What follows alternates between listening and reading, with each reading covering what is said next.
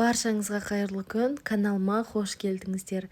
Бүгін сіздермен апельсиннен дәмді шырын дайындайтын боламыз. Видеоны соңына дейін көріңіздер.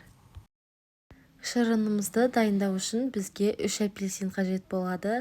Апельсиндерімізді жақсылап жуып, тазартып аламыз. Жуып, тазалап алған апельсиндердің ортасындағы дәндерін алып тастаймыз және де дәл осылай етіп тураймыз.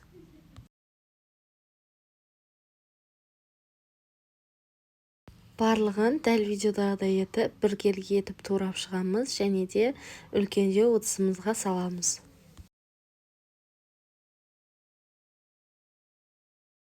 Барлық апельсиндерімізді турап болған соң, осындай өзімізге үлкендеу ыңғайлы ыдысымызға салып, блендердің көмегімен езіп шығатын боламыз.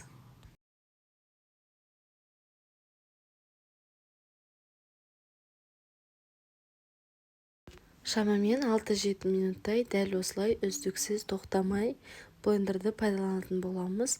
Сонда біздің апельсиндеріміз толығымен езіліп шығады.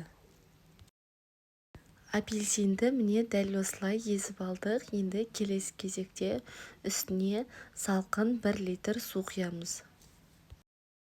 Суымызды құйған соң қасықтың көмегімен жақсылап араластырамыз және де тоңазытқышқа 20 минутқа қалдырамыз.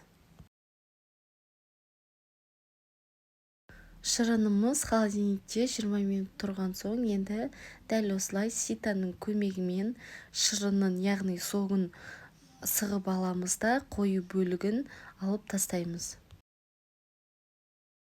Үй жағдайында тез дайын болады. Бар болғаны 3 апельсиннен дайындаймыз.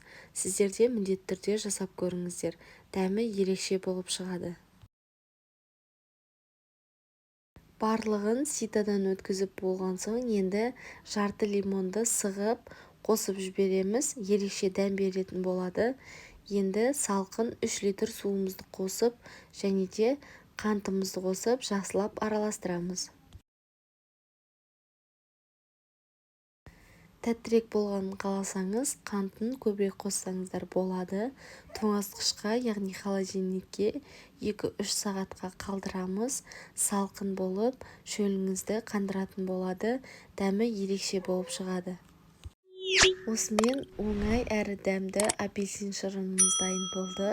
Сіздер де міндетті түрде жасап көріңіздер. Каналға тіркеліп, лайк басуды ұмытпаңыздар.